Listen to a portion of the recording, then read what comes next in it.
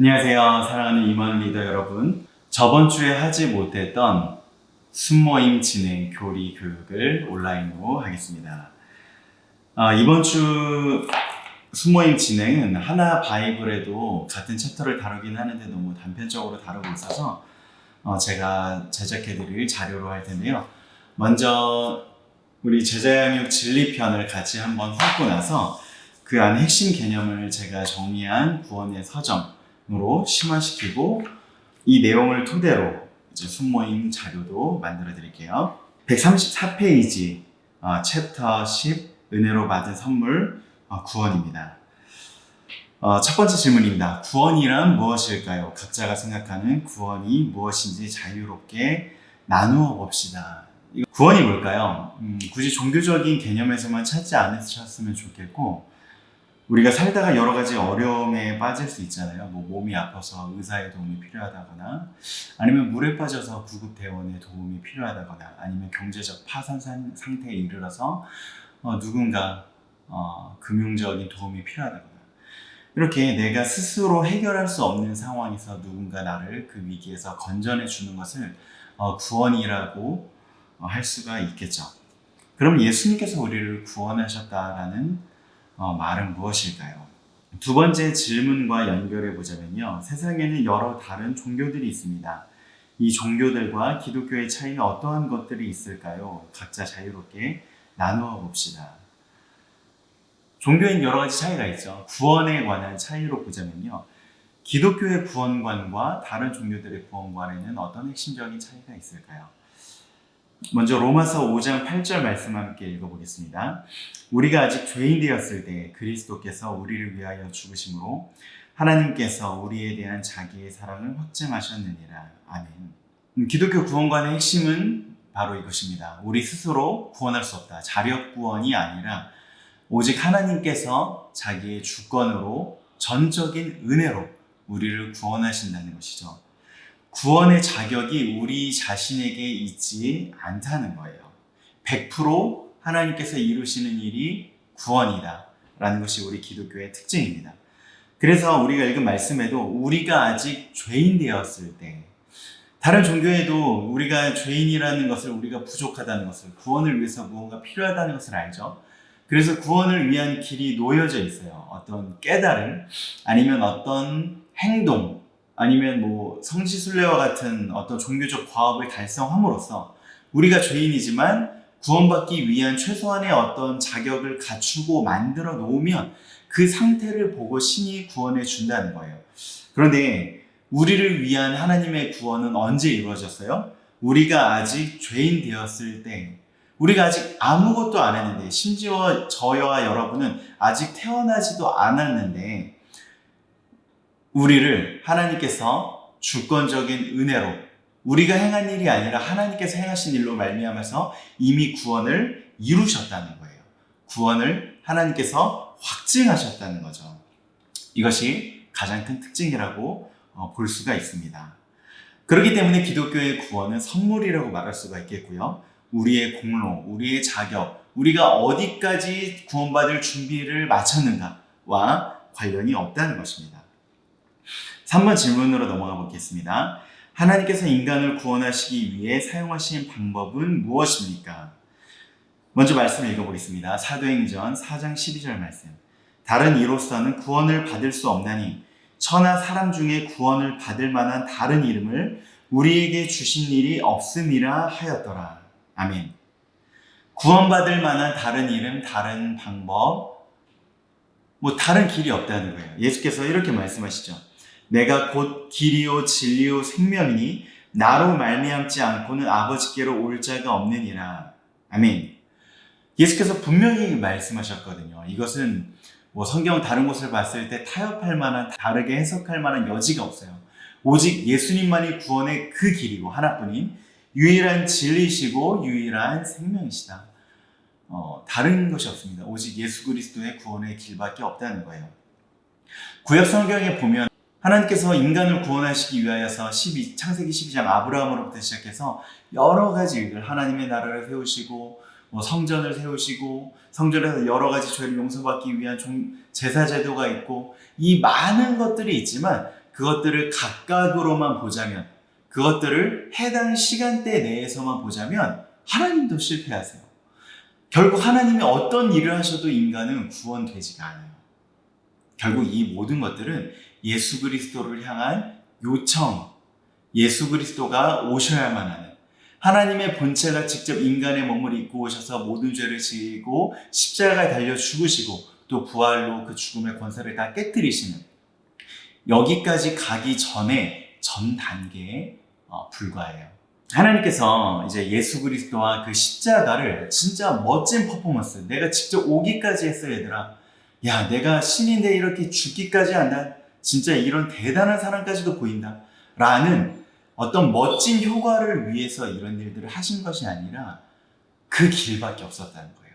하나님께 있어서도 예수님의 방법, 십자가의 길밖에는 이 세상을 치유하고 인간을 구원하는 길이 없었다는 것이죠. 자, 4번 질문과 연결이 됩니다. 하나님은 예수님의 십자가라는 방법으로 택하신 백성을 구원하기로 하셨습니다. 왜 예수님의 십자가의 달리심이 꼭 필요했을까요? 다른 방법은 없었을까요? 없었다는 것입니다. 오직 예수님의 십자가 길밖에 없었어요. 예수님도 하나님의 본체이시긴 하지만 예수님은 분리된 신이 아니라 성부, 성자, 성령, 영원한 삼위일체의 한 위격이시죠. 그래서 성자의 모든 계획과 뜻은 성부의 것과 일치하고, 그리고 지금 이제 우리 안에 살아계신 성령님께서 하시는 것도 성부와 성자께서 이루신 일에 100% 완벽하게 일치합니다. 그래서 구약의 모든 일들은 결국 예수 그리스도를 고대하는 길일 수밖에 없고요. 그리고 예수님 십자가라고 했을 때 여러분이 떠올리셔야 할 가장 두 가지 핵심이 있어요. 그것은 뭐냐면 완벽한 사랑이자 완벽한 공의라는 것이에요. 뭐 사랑에 대해서는 뭐 부연이 필요 없겠죠.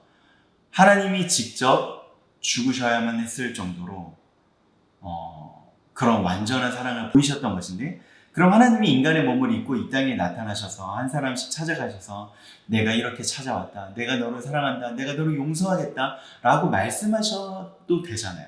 그래도 충분히 감격할 만하잖아요. 아, 하나님이 직접 이렇게 나에게까지 찾아오셔서 말씀하셨구나. 그런데 그거 가지고 안 된다는 거예요.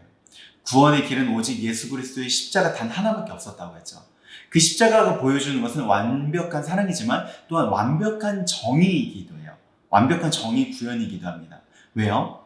대가를 치르지 않고서는, 악을 심판하지 않고서는 사랑은 사랑일 수가 없어요. 제가 이것에 대해서 사실은 여러 차례 설명을 하고 설교를 했었죠. 하나님이 심판하셔야 한다니, 사랑의 하나님이 심판하셔야 한다니, 이것이 사실 우리에게도 약간 불편한 이야기가 될 수 있고요. 불신자들에게는 하나님이 있다면 그는 인간을 구원해야지, 그는 인간을 심판해서는 안 된다 라고 생각을 해요. 하지만 이것은 정의에 대한 오해입니다. 사실 우리 인간은 하나님의 형상으로 지음받았기 때문에 하나님을 닮아서 사랑에 대한 감각도 있고 정의에 대한 감각도 있어요. 그런데 심판, 정의 구현이라는 것은 우리 인간이 정말 누구보다 원하는 것이기도 해요. 여러분, 뉴스에 나왔을 때 정치 권력자들과 부자들이 자기가 큰 죄를 짓고서도 가벼운 죄로 처벌을 받게 되면 우리 분노하잖아요. 아니면 악인들이 떵떵거리면서 살거나, 아니면 얼마 전에 뭐 크게 이슈가 됐던 밀양 사건, 여중생 성폭행 사건도 마찬가지죠. 그런 끔찍한 죄를 저지르고서도 아무 거리낌 없이 잘 살고 있다? 여러분, 이거 우리 인간들이 분노하잖아요. 특별히 뭐 변호사, 판사만 그런 게 아니라 누구나 인간이라면 정의가 구현되지 못한 것에 대해 분노하잖아요.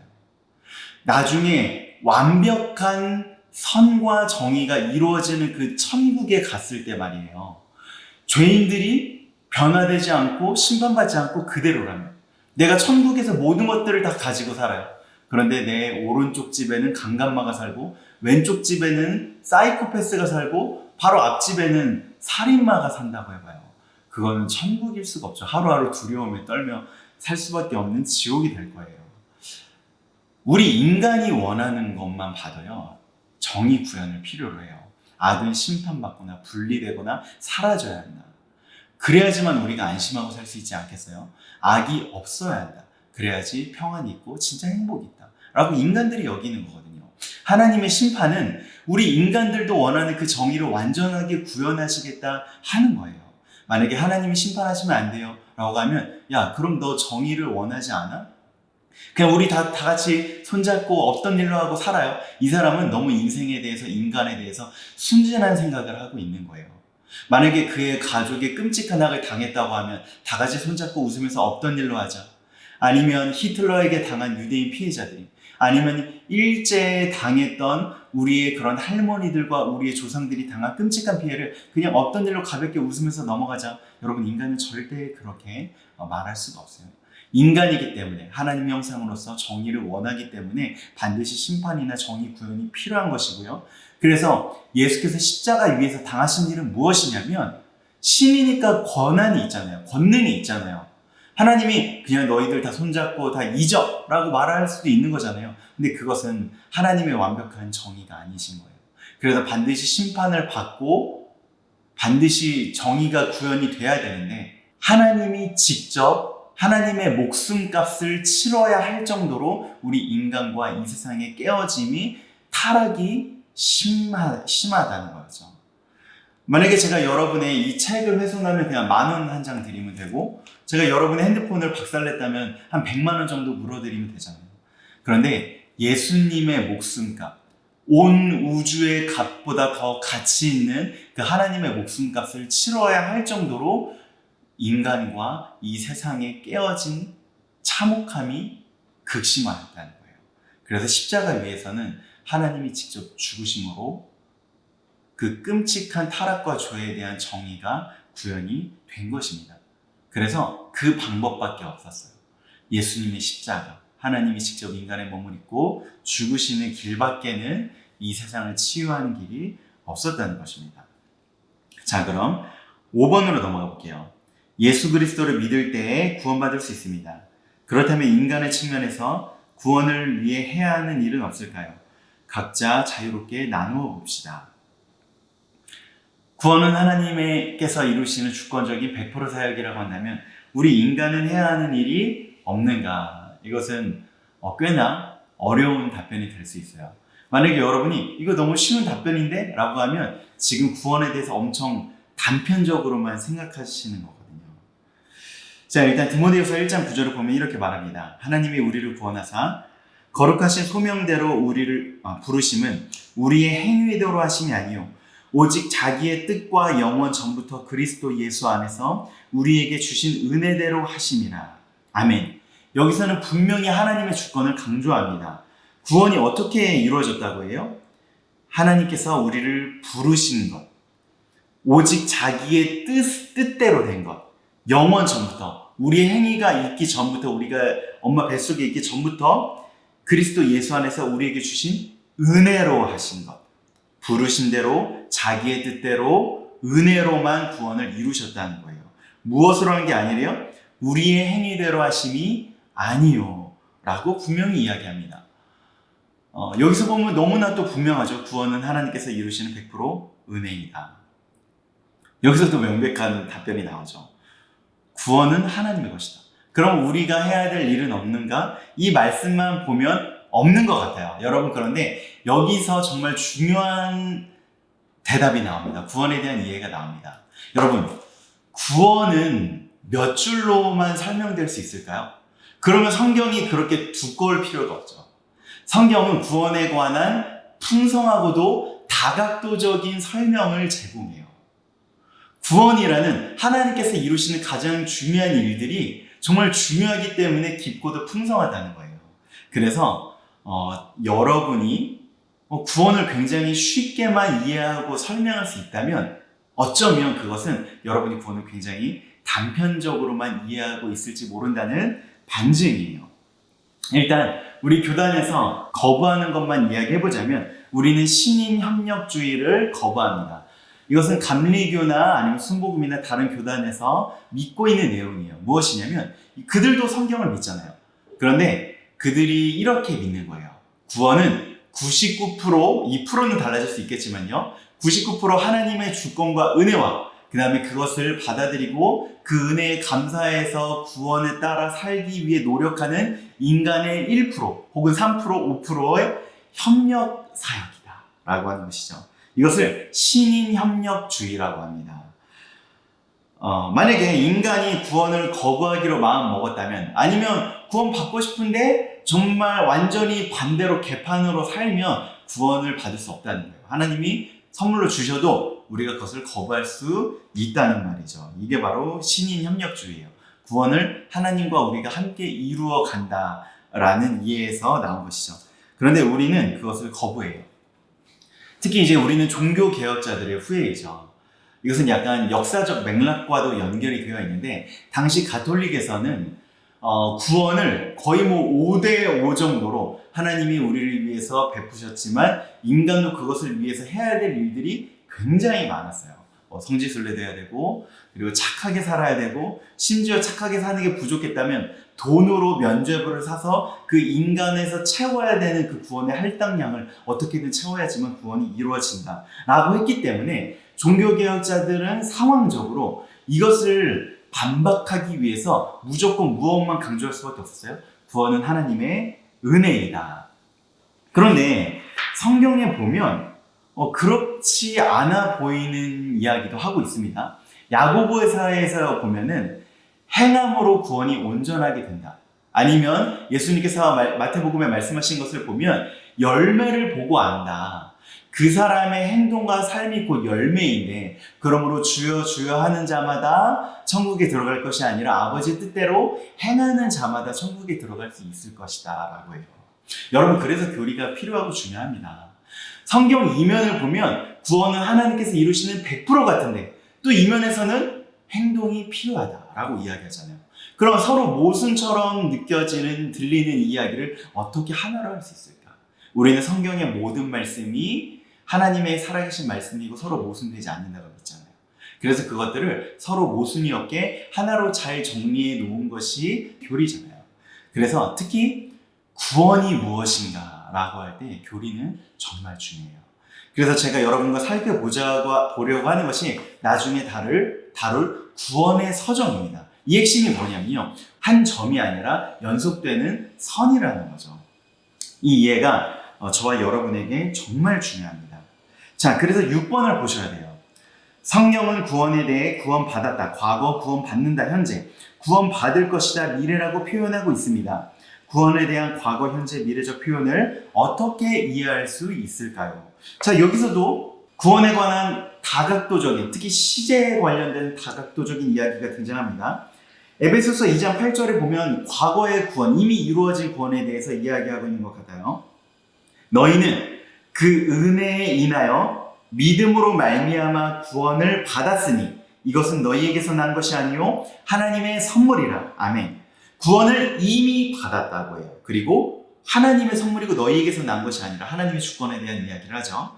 자, 그리고 베드로전서 1장 5절에 보면 미래의 구원, 앞으로 우리가 구원 받아야 할 것이다 라는 이야기가 나옵니다.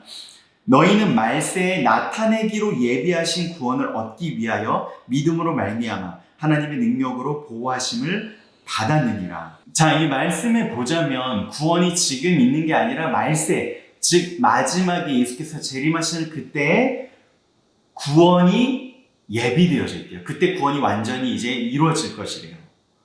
아직 구원이 완전히 다 이루어지지 않았다고 말하죠. 미래에 달린 거라는 거예요. 자, 그런데 빌립보서 2장 12절에 보면 현재의 구원에 대해서 이야기할 뿐만 아니라 우리가 이뤄가야 할 구원에 대해서도 이야기합니다. 그러므로 나의 사랑하는 자들아, 너희가 나 있을 때뿐만 아니라 더욱 지금 나 없을 때에도 항상 복종하여 두렵고 떨림으로 너희 구원을 이루라 라고 하는데요. 자, 다른 말씀에 보면 구원이 어디에 달렸다고 했어요? 하나님의 주권, 하나님의 선물, 하나님께서 하시는 일에 달렸대요. 그런데 여기서는 구원을 누가 이루라고 해요? 너희가 구원을 이루는 주체라고 이야기를 하고 지금 구원을 이루어 가라라고 이야기를 해요. 자, 그럼 대체 뭡니까? 구원은 하나님께서 이루시는 겁니까? 우리가 이루는 겁니까? 구원은 이미 이루어진 것입니까? 아니면 지금 이루어가야 하는 것입니까? 혹은 마지막 때에 이루어질 것입니까? 이것은 모순이 아니라요. 사실 구원은 이 모두를 포함하는 이야기예요. 이 모두가 합쳐서 하나의 온전한 구원을 보여주는 것이에요. 그래서 여러분이 성경을 왜 알아야 하는지 알겠죠? 구원에 대한 심각한 오해를 가진 분들이 많고요. 혹은 구원에 대해서 여러 이야기를 듣긴 들었는데 이게 정리가 안 돼서 나는 구원 받았다고 했는데 예수님께서 나를 위해 하신 것은 정말 감사한데 왜 내 인생에서는 이 작은 죄 하나 이기지 못하고 왜 이리 내 인생은 여전히 엉망인가? 나는 정말 구원받은 게 많은가? 실질적으로 죄에 넘어지고 내가 구원으로 인한 실제적인 능력과 유익을 경험하지 못하면서 내가 구원받은 것인가 만 것인가? 구원이 뭔가? 막 이런 오해에 빠지는 경우가 있어요. 여러분은 구원받았고 지금 구원받아가야 하며 앞으로 구원받아야만 합니다. 구원은 하나님께서 이루셨지만 여러분이 지금 이뤄가야 하는 구원도 있습니다. 자, 7번으로 넘어가 보겠습니다. 예수님을 믿을 때 구원은 선물로 주어집니다. 그렇다면 이 구원은 확실히 보장되었을까요? 아니면 차후 우리의 행동과 상황에 따라 취소될 수도 있을까요? 자, 로마서 8장 38절 39절은 이렇게 이야기합니다. 내가 확신하노니 사망이나 생명이나 천사들이나 권세자들이나 현재일이나 장래의 일이나 능력이나 높음이나 깊음이나 다른 어떤 피조물이라도 우리를 우리 주 그리스도 예수 안에 있는 하나님의 사랑에서 끊을 수 없으리라. 아멘. 여기서는 구원의 확실성을 보여줍니다. 내가 확신하노니 구원, 예수 안에 있는 우리를 향하신 하나님의 사랑을 끊을 수 없대요. 어떤 것도 끊을 수 없대요? 현재일, 내가 어떻게 지금 살고 있는가? 혹은 장래일, 어떻게 알아요? 우리가 나중에 그에 다닐지 안 다닐지. 아니면 지금도 내가 어떤 죄에 맨날 넘어지는데 나중에 그 죄가 더 심각해져 내 인생을 망칠지 어떻게 알아요? 그런데 하나님께서 이루신 구원은 현재일이나 장래일이나 그 어떤 것도 끊을 수 없대요. 구원이 확실하다는 거죠. 자, 만약에 신인협력주의처럼 구원이 하나님께서 99%지만 1%라도 우리에게 달려있어서 우리가 거절할 수 있는 것이라면 구원은 끊어질 수 있어요. 그렇죠? 그런데 우리가 믿는 것은 뭐예요? 구원은 하나님께서 이루시는 것이고 하나님은 신실하고 변하지 않으시죠. 그렇기 때문에 영원 전부터 우리를 예정하시고 우리를 선택하신 그 하나님 일이 변하지 않는다는 거예요. 그리고 하나님은 계획하신 것을 단 하나도 실패 없이 완벽하게 이루시는 거예요. 우리는 계획과 결과가 틀어질 수 있어요. 그런데 하나님은 신실하시고 전능하시고 완벽하신 분이시기 때문에 그분의 계획은 곧 완벽한 성취예요.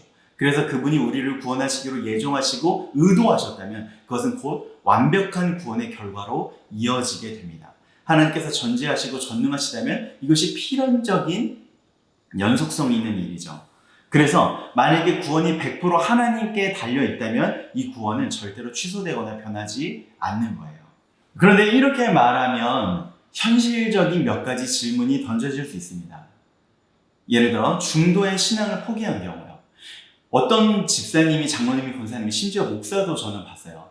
어떤 사람이 자기 인생을 다 던져서 그리스도 예수를 따르는 것 같았는데 그 신앙이 완전히 사라져서 지금은 무신론자로 살고 있는 분들이 꽤 있을 수 있거든요. 그러면 그 사람은 구원 받은 것입니까? 구원 안 받은 것입니까? 분명히 인생을 다 던져서 살았을 때는 구원 받은 게 확실해 보였잖아요.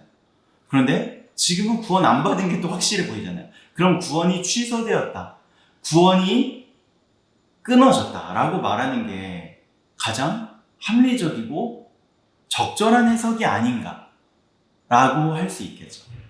우리의 성경에 기록된 바에 의하면 이것을 어떻게 해석해야 되냐면 그는 아예 구원이 시작되지 않았거나 혹은 구원받았지만 지금 잠시 방황하는 중이다 라는 해석밖에 가능하지 않은 거예요.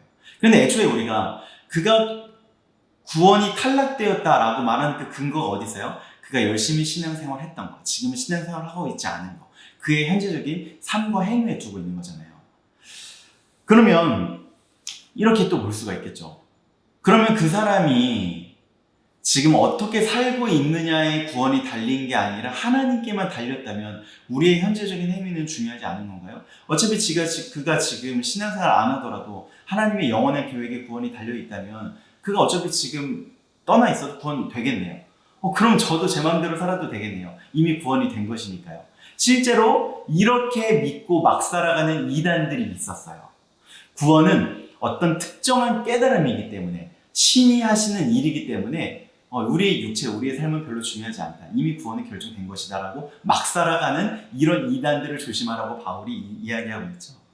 그러면 구원이 하나님께 결정된 것임에도 불구하고 우리가 계속해서 선하게 살아야 한다 라고 말할 당위가 어디 있을까요? 이것을 이제 제가 여러분께 이 구원의 서정을 말씀드리며 자세히 이야기를 해드릴게요. 분명히 여기에 대한 답변이 있습니다. 자, 그럼 8번을 보겠습니다. 구원은 하나님의 선물임에도 불구하고 계속해서 우리의 행위를 통해 의를 추구한다면 어떻게 될까요? 두 가지에 빠지게 됩니다. 구원이 우리에게 달려있다고 믿으면 어떻게 되냐면 내가 제대로 못 살고 있어요. 그럼 어떻게 필연적으로 결과가 나면 좌절과 절망에 빠지게 돼요. 결국 나는 예수님께서 십자가에 달려 죽으셨는데 그런 놀라운 은혜를 베푸셨는데 나는 이 작은 죄를 끊어내지 못하고 나는 죄를 더 사랑하는구나. 내가 살아가는 꼬라지를 보니까 내 행위를 보니까 나는 구원 못 받는 거구나 라고 절망에 빠질 수밖에 없습니다. 혹은 그래서 내가 몇 가지 행위를 잘 지킨다고 내가 몇 가지 그런 변화를 이루어냈다고 이제 교만에 빠져요. 나는 헌금도 잘하고 나는 신앙생활도 잘하고 남들보다 착하게 살아. 그러니 나는 구원받았지 라고 하면서 자기 자신이 어떤 상태, 자기 자신이 이뤄낸 것, 자기 자신의 어떤 노력을 정말 높게 쳐줘서 구원을 하나님의 선물이 아니라 물론 하나님이 베푸신 선물이긴 하지만 나는 구원을 위해서 이렇게 노력하고 있고 나는 이렇게 금욕적이고 세속적이지 않은 삶을 살고 있어. 여전히 예수 믿으면서도 술, 담배하고 지 마음대로 살아가는 저 인간들이랑 나는 달라. 나는 하나님께서는 날 칭찬하실 수밖에 없어. 뭐 이런 바리새인들과 같은 하나님이 이루신 99%가 아니라 자기의 그 1%를 진짜 뭐 하나님과 5대5처럼 하나님이 이루신 그 구원과 비등비등한 것처럼 대단하게 본다는 거죠. 자기 교만에 빠지게 된다는 거예요. 이 양극단에 빠지게 됩니다. 교만에 빠지거나 자기 비참함과 절망에 빠지거나요. 자, 마지막 9번. 그렇다면 구원받은 자에게 삶과 행위는 전혀 의미가 없는 것일까요? 그냥 예수님을 믿기만 하면 구원받았으니 그 이후의 삶은 아무런 상관이 없을까요? 야고보서 9장 2장 22절 말씀을 읽겠습니다. 내가 보거니와 믿음이 그의 행함과 함께 일하고 행함으로 믿음이 온전하게 되었느니라. 여기서도 분명히 말하고 있습니다. 하나님의 주권 100%지만 구원에는 인간의 노력, 인간의 삶을 배제하지 않는다고요. 자, 그러면 어떻게 이것들이 양립할 수 있을까? 사실 여러분이 그 이야기를 다 들어보셨어요. 구원은 하나님께서 이루시는 것이다. 그러나 여러분도 여전히 착하게 살아야 한다. 근데 이 논리를 하나로 모으지 않으면 이것들이 모순이 되고 서로가 서로를 논박하는 이야기가 되거든요. 자, 그래서 제가 여러분께 이 구원을 하나의 이야기로 정리해 놓은 구원의 서정에 대해서 말씀드립니다. 자, 구원은 시작이 있고 끝이 있는 하나의 이야기예요. 구원의 첫 번째 단계는 하나님의 예정과 선택입니다. 우리가 있기 전부터 이미 하나님께서 구원과 우리 각자에게 구원을 이루실 것들을 정해 놓으셨다는 것이죠. 자, 그리고 구원의 두 번째 단계는 무엇이냐면 소명입니다. 우리에게 있어서는 첫 번째 단계이죠. 이미 예수 그리스도의 십자가의 구원이 다 이루어져 있지만 그것이 저와 여러분, 바로 우리 한 사람 한 사람의 것이 되도록 하나님께서 우리를 부르신다는 거예요. 하나님께서 정하신 때 그 모든 사람과 환경을 통해서 하나님께서 우리를 은혜로 초청하시는 때가 이제 온다는 것입니다. 자, 중생은 뭐냐면 다시 태어난다, 거듭난다는 거죠. 우리에게 새로운 생명이 시작된다는 것입니다. 자, 회심은 뭐냐면 우리가 실제로 우리의 마음을 돌이킨다는 거예요. 우리가 나는 죄인입니다. 내가 하나님께로 돌이킵니다. 하나님이 나의 주님이심을 고백합니다. 예수 그리스도의 십자가의 은혜로 내가 새롭게 태어난 것들을 내가 정말 믿습니다. 이렇게 우리의 마음이 실제로 돌이켜지는 것, 이것이 회심입니다. 그리고 신앙은 무엇이냐면 이제 하나님께서 우리를 위해서 이루신 이 모든 일들을 우리가 내 것으로 받아들이고 믿는다는 거예요.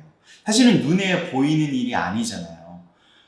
다른 여러 종교에도 구원의 길이 있다고 하는데 예수님과 예수님께서 이루신 모든 일들, 구약 성경으로부터 시작된 그 모든 하나님의 사역들을 우리가 믿고 내 것으로 이제 받아들이게 된다는 거예요.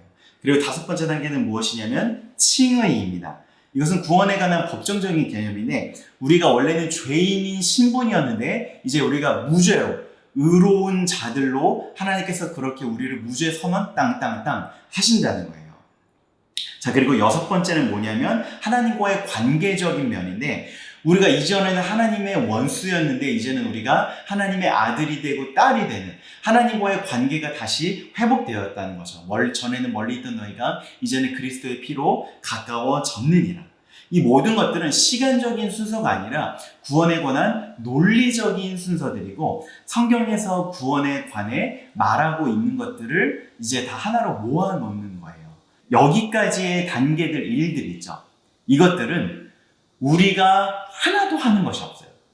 우리가 하나도 우리 측에서 준비하거나 우리가 믿는 단계까지 나아가야지만 양자가 된다든지 아니면 내가 그리스도를 내가 입으로 고백해야지만 내가 의롭게 된다든지 그런 게 아니라 여기까지 선택부터 양자됨까지의 이 모든 단계들은 100% 하나님께서 하시는 일이고 이미 과거에 하나님께서 이루신 일들입니다. 물론 이제 어떤 사람에게는 아직 구원받지 못한 사람에게는 이게 아직 시작이 되지 않았겠죠.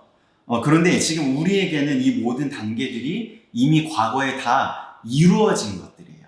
여기까지로만 말하자면 구원은 이미 이루어졌고 하나님께서 우리를 위해서 이루신 사역입니다. 자, 그런데 구원의 현재 단계와 그리고 하나님과 우리가 협력해서 이루는 단계가 있으니 그것은 뭐냐면 성화예요. 자, 성화란 무엇이냐면 우리의 존재가 거룩하게 되어져 간다.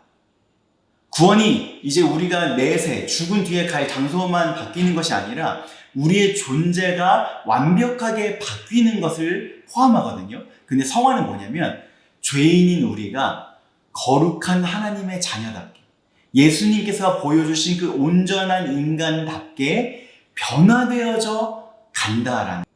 근데 정말 중요한 건 뭐냐면 그 완벽한 변화가 지금 일어나고 있다는 거예요. 자, 이 앞단계들 있죠. 선택, 소명, 중생, 회심, 신앙, 칭의, 양자됨. 이것이 이루어진 사람은 반드시 지금 성화가 이루어져 가고 있어요. 지금 이 성화가 없으면 이 앞단계들도 없었다라고 말할 수 있어요. 그게 바로 우리의 행동을 보고 우리의 구원, 우리의 내면을 우리가 구원 받았는지 안 받았는지를 알 수 있다고 말씀하시는 거예요. 우리의 행동이 구원받을 근거, 내가 이렇게 살았으니 하나님이 날 구원하셔야만 합니다 라는 근거 되지 않지만 하나님께서 100% 주권으로 이루신 구원의 결과는 반드시 우리의 존재의 변화와 우리의 삶과 인격의 변화로 연결이 된다는 것입니다. 그래서 근거로서의 행동은 아니지만 결과로서의 행동은 반드시 나타나기 마련이라는 거예요. 이 논리적 순서가 중요하겠죠. 성화란 하나님과 우리가 함께 이루시는 것인데 하나님께서 이루시는 것이 무엇이냐면 지금 우리 안에 성령께서 사시죠. 사실 이 앞단계에 있는 것인데 이제 구원의 단계 중에 또 중요한 한 가지가 뭐냐면 성령의 내주하심이에요. 이제 우리가 성령 챕터에서 배우게 될 텐데 우리가 예수님 믿는 것과 성령을 받는 것이 따로 있는 게 아니에요. 그거는 잘못된 믿음이에요. 이제 구원이 시작되면은 성령이 우리 안에 들어오셔서 함께 살기 시작해요. 그리고 결코 떠나지 아니하시고 영원토록 우리 안에 내주하십니다. 그러면 성령님께서 우리 안에 계시면서 그냥 쉬면서 놀고 먹으시는 것이 아니에요. 성령님께서 우리 안에 함께 사시면서 우리 속에서 어떠한 일을 행하시는데 그게 바로 성화예요. 그것이 무엇이냐면 하나님께서 우리를 점차점차 토기장이로 빚어 가신다는 거예요. 매일매일 우리를 치료해 가시고 수술해 가신다는 거예요. 우리 안에 있는 죄와 같은 암덩어리를 천국에 들어갈 수 없는 것들을 매일매일 불태워 가신다는 거예요. 우리를 그 나라에 합당한 존재로 여러분을 아름다운 공주님답게 여러분이 정말 근사한 왕자님답게 여러분을 날마다 빚어 가신다는 거예요. 그 하나님이 하시는 일에 따라서 우리도 협력 사역을 해요. 그것이 무엇이냐면 내가 주체적으로 일하는 것이 아니고 이 성화 사역에 있어서도 주도권은 성령 하나님께 있습니다. 하나님, 지금 제 속에서 저를 예수님답게 빚어가고 계시죠. 주님, 제가 그 성령 하나님의 일하심을 적극적으로 환영합니다. 내 인생의 주도권이 나에게 있지 않고 나를 이끌어 가시는 성령 하나님의 손에 있음을 고백합니다. 성령 하나님의 다스리심을 받기를 원합니다. 지금 성령께서 내 속에서 일하고 계신 것들을 제가 반대하지 않고 제 육체적인 욕망으로 그 하나님의 사역을 방해하지 않고 제가 복종하고 엎드려서 하나님의 일하심을 제가 협력하여서 함께 따르기를 원합니다. 하나님, 나를 빚어가 주십시오. 제가 그렇게 순종하겠습니다. 하나님께서 나를 빚어가실 수 있도록 저는 겸손하게 제 의지를 내려놓고 하나님의 수술대 위에 저를 올려놓겠습니다. 하나님, 나를 빚어가 주십시오. 제가 순종하겠습니다. 라고 우리가 100% 의지로 하나님과 협력하여서 순종하며 하나님의 일에 우리가 따르는 이것이 필요합니다. 이 성화 사역에 있어서만큼은 우리가 하나님의 성화의 사역을 방해할 수 있다는 것이죠. 그래도 물론 하나님께서 이루시기 때문에 이것이 어느 정도 이루어지기는 할 거예요. 그런데 개인의 차이가 있을 수 있다는 거예요. 어떤 사람은 더 성화되고 어떤 사람은 그 속도가 더딜 수 있다는 것입니다. 하지만 성화가 아예 없다면, 성령님의 주권이 그에게서 전혀 나타나지 않는다면 인간 100%의 옛사람의 의지만 살아 숨쉬고 있고 성령 하나님이 나를 거룩하게 하시는, 나를 예수님 닮게 하시는 성령 하나님의 일하심의 흔적이 전혀 없다면 그 사람은 그 전의 단계들도 없었던 거예요. 내가 그것을 안다고 해서 되는 게 아니죠. 내가 교리로 배웠어 라고 해서 되는 게 아니죠. 당연히 배워야지만 이 배움이 죽은 지식이 아니라 살아있는 내용이잖아요. 그것이 살아계신 성령 하나님의 생명이잖아요. 그 생명이, 그 성령 하나님이 지금 내 안에서 내 행동과 의지와 생각을 1도 바꾸지 못한다면 죽은 문자이기만 하고 어떠한 것도 없는, 생명이 없는 죽은 내용이라면 여러분은 아직 구원받지 못한 거예요. 그 내용만 안다 뿐이죠. 그렇게 성령은 지금도 우리를 구원하고 계십니다. 우리의 존재를 변화시켜가고 계십니다. 그리고 그 사역에는 우리의 순종, 우리의 협력 의지가 반드시 요구하시고 필요합니다. 그것들을 성령 하나님의 주권적인 관점에서 보자면 성도의 견인이라고 또한 볼 수가 있어요. 그것이 무엇이냐면 견인, 이끌어 가신다. 하나님께서, 성령께서 시작한 구원을 손 놓고 계시는 게 아니라 완성에 이르기까지 이끌어 가신다는 거예요.